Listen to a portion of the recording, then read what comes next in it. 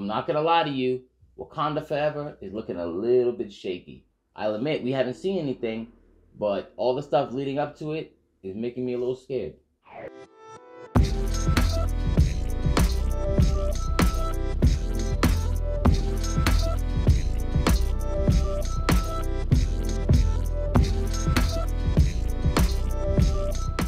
Hey, what's up, Nerd fam? It's your boy Gashawn. I want to welcome you to Enter the Nerd. Today, I want to talk to you about Wakanda Forever. Now, obviously, nothing has really been shown about this. There's no trailer. The filming has obviously been postponed several times due to whether injury or, stuff that we can't really talk about on the internet without videos getting taken down and stuff. But stuff with Letitia, right? Whatever, right?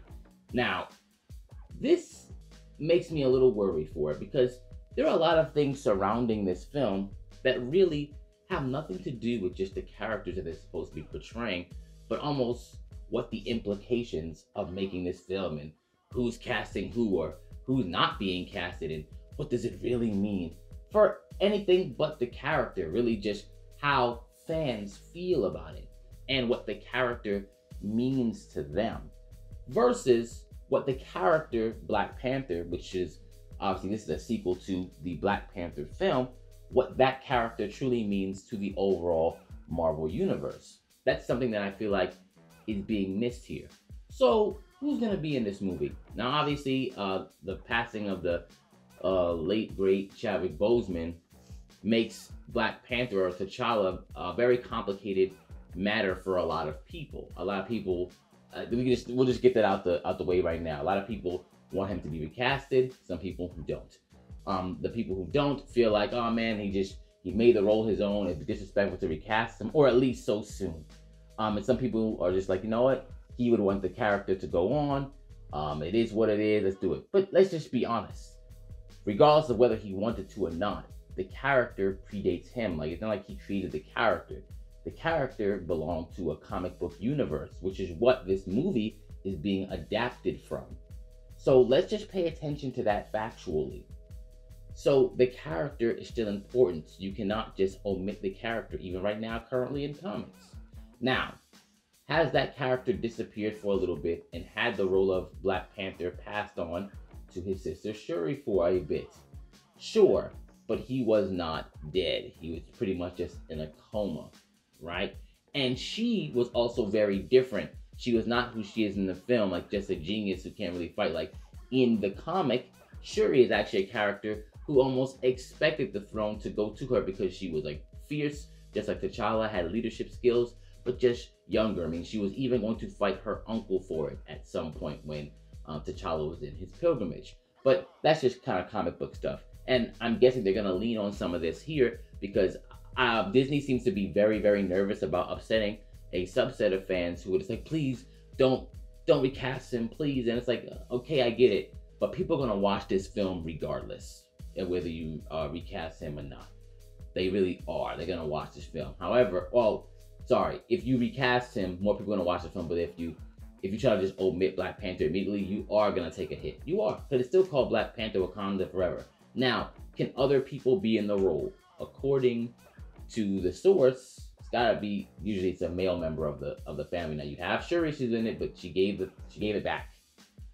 And there actually have been past female Black Panthers, actually, as a matter of fact. I want to perjure myself because they've had like a flashback, but traditionally it has been male. Either way, T'Challa is too important of a character to just give up based off of the type of stories that you still haven't told and how important he is to there. Now, as far as the movie is concerned, apparently there's a couple things that are possibly being introduced and some that are. For example, what's for certain is Riri Williams is coming in there, which I'm not really fond of because she hinges on another character, which is Tony Stark.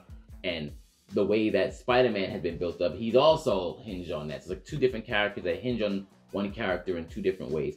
And I'm not really sure why she's debuting in this. I don't know why, because her roots don't really coincide with Black Panther. And it just kind of seems obvious. They just want to throw every Black character in the film that they can. It is what it is. If people like it, you like it, that's fine. I'm not really all that cool with that character. There's a lot of other Wakandan characters I would like to see in there. People want to see Storm. which is weird because obviously the Storm thing, everyone wants to see Storm and Black Panther together, all these people, but I mean, T'Challa's not here, so even introducing her in it would be kind of strange if they have no plans on bringing T'Challa back, or at least anytime soon. It's very strange. And people talking about maybe they can bring a multiverse version of him back. And I'm like, you really don't actually have to jump through hoops. You could just recast him. You could just do that, but whatever, right? And apparently Namor, they've cast somebody for Namor, and that's cool too. But it's like, who is the person supposed to be fighting him? Are they going to kill T'Challa in this movie, or do something and it takes years for her to have to train and develop, or could it possibly be Okoye? Because if you think about anyone in there that who could take the mantle of it temporarily, it's probably more Okoye, because she is smart and she can lead and she could step in there more than Shuri could right now. So is that going to be the person that goes head to head with Namor? Which is very strange because we know how Namor is and how powerful he is. You know, it is what it is. And does that mean there's going to be hints at like Fantastic Four and possibly the X-Men? There are a lot of things that if they start stepping into this category, all these other categories, then we're going to start getting into other properties that Marvel owns, inadvertently or purposely. So I'm wondering, like, with all this stuff they have to handle, and all these people who, you know, are looking at Black Panther like he's some type of symbol of amazing representation, which, by the way, I'm a comic book reader first before watching all these films. So when I looked at the Black Panther movie, I was like, cool, an original Black character getting their own solo film, that's cool. I was never on this thing where I felt like he represented like the greatest of Black people, because he's fictional. A lot of people don't understand that, and I think that a lot of people have to just remove the gravity of that and understand just how important his character is to the comic book universe, and keep it at that, and let that dictate your moves rather than, but what does this character mean to all these Black people? And that's what's making like Disney, like, I don't know, what should we do? And I feel like they're going to make a lot of mistakes in this movie because of it. Especially because, you know, Ryan Coogler also wants to make sure that everything in this film represents something. Versus, who are these characters in the books?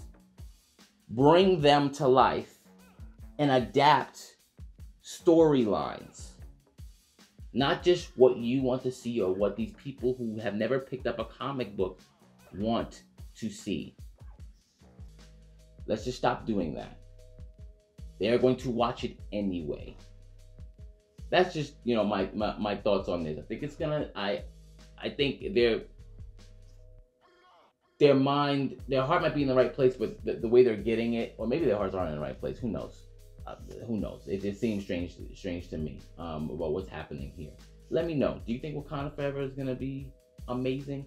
I mean, even when it comes to Wakanda, even in the film, the first one wasn't, in my opinion, wasn't really portrayed correctly anyway. So I feel like even from that and these characters, I don't think Ryan, and this being honest, I don't think Ryan Coogler really understands these characters. So to have another thing, having him handle these characters again, I actually don't really have much faith. I mean, whether it's how he handled Killmonger, how T'Challa was kind of strange versus how he was in Civil War. And that's just my opinion. If you loved everything that happened, I'm not saying you shouldn't. I'm just saying I don't see this film even being as good as that. I think there could be some real issues with this one here. Like, there was issues with me in the first one, but I think there could be even more just because there's so many other things they're juggling in their head. Let me know what you think. Let's talk about it below. If you disagree. If you agree, we're still gonna talk. Let's see what's going on. Enter the nerd.